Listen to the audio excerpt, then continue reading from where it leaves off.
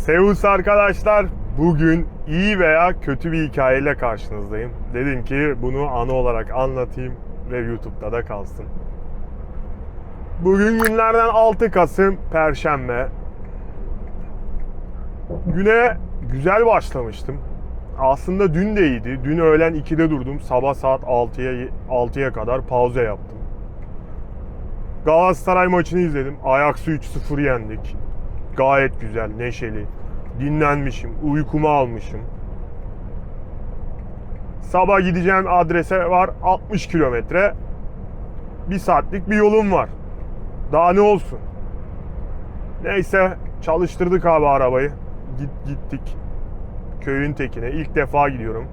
Bir tane tren tekerlerini tamir eden bir fabrika. Saat 7 gibi oradaydım. Hızlı bir şekilde indirdim yani 15-20 dakikada 6 tane tren tekerini indirdim. Daha ne olsun yani. Hızlı ve seri teslimat. En sevdiğim yani. Böyle yerlere bayılıyorum. Seri çalışan, işi hemen anında bitiren yerleri seviyorum. Sonra çalıştırdık kontağı, artık Nürnberg'e doğru yola çıkacağım. 2 adet klimam var şu an. Onları teslim edeceğim. Geri döneceğim. Ama sabah zaten o köye giderken köyün ana caddesi var. Tamire alınmış. Alternatif yol veriyorlar. TomTom da veriyor orasını. Sabah geçtim. Karanlıkta görmüştüm kamyon yasağı tabelasını, giriş yasak falan diye. Ama ben girdim geçtim işte. Fabrikaya vardık, zaten teslimatı yaptım. Dönüşte de aynı yolu kullandım. Orayı verdi TomTom alternatif olarak. Ama gidiyorum. Yine köylerin içinden, kasabaların arasından. Abi yasakla ilgili bir şey yok. Yani ben dedim uyku sersemi mi öyle gördüm ama yok. Devam ediyorum. İyi hoş. Ana cadde kapalı. Her yer ev falan. Sağa alternatif veriyor. 38 numaralı otoyola bağlanacağım. Ama bir yandan da kamyon yasağı var. Gördüm ben. Sabahın artık hava aydınlandı. Güneşli zaten. Güneşli bir hava, daha ne olsun yani Almanya'da bu mevsimde. Neyse baktım, girsem mi girmesem mi? Girmesem dönemeyeceğim. İleri gitsem çıkmaz. Yol çalışması var. Dedim gireceğim. Sabah zaten buradan geldik. Ne olacak? Girdim, sağa döndüm. Gayet güzel. Gidiyorum. Önümde çöp kamyonu var. Tren rayları vardı. Orada uzaktan böyle bir gördüm polis arabası. Polis de değil. BAL, BAG yani. Tam tırları denetleyen birim. Gördüm ben bunları. Yasak da var. Aha dedim geçmiş olsun Mehmet. Buyur dedim. Sabah sabah cenaze namazına. Güne enerjik başla. Galatasaray yenmiş. Hava güneşli. Daha ne olsun derken sabahın saat 8'inde polis tarafından çekildik. Neyse. Tabii bunlar beni gördü hemen. Ben anladım. Çevireceklerin, uzaktan artık bakışıyoruz yani birbirimize.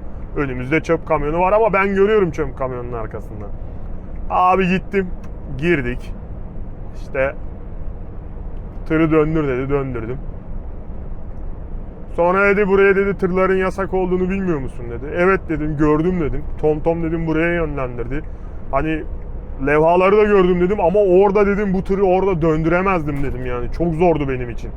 Yani şansım yoktu, buraya girdim dedi. Buraya dedim ürün getirdim. İşte faturaları falan verdim. İşte bu Doçaban'ın işlerini yapıyoruz böyle böyle falan filan. Tamam dedi.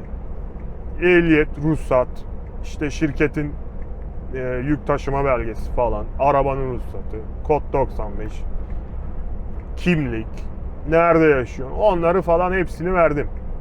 Abi bunlar aldı belgeleri, gitti arabaya. 30 dakika kadar bekledim.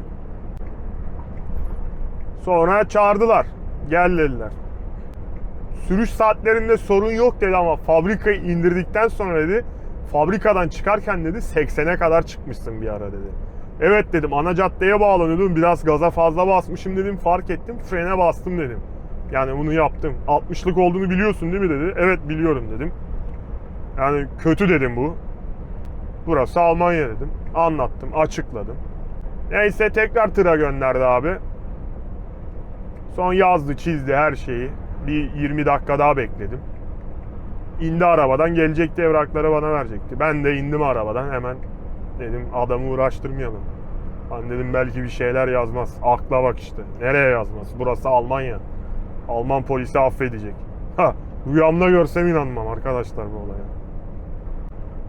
Abi yazdı çizdi. Benim Almanya'da adres kaydım olduğu için ceza dedim. Ceza dedi burada yok dedi. Postayla gelecek dedi. Ayda. Dedim ne kadar gelir tahmini? Hızdan dedi 70 euro yedin. Kamyon yasak olan yere de bir 70 euro dedi. Totalde dedi bir 150 euro ödersin dedi. Ben dedim dank ediyor. Almanya'da ilk tırla trafik cezamın açılışını yaptım arkadaşlar. Onu o yüzden kayıt altına almak istedim. Hala neşeliyim, gülüyorum. Güneş var Allah'tan, hava bulutlu değil. O yüzden belki neşem o yüzdendir. Yoksa bulutlu olsaydı kesinlikle bugün bitmezdi benim için. İçim içimi yerdi. Şimdi benim kızdığım nokta şu arkadaşlar. Adamlar orayı zaten benimsemişler. Allah'ın köyüne pusu atmışlar.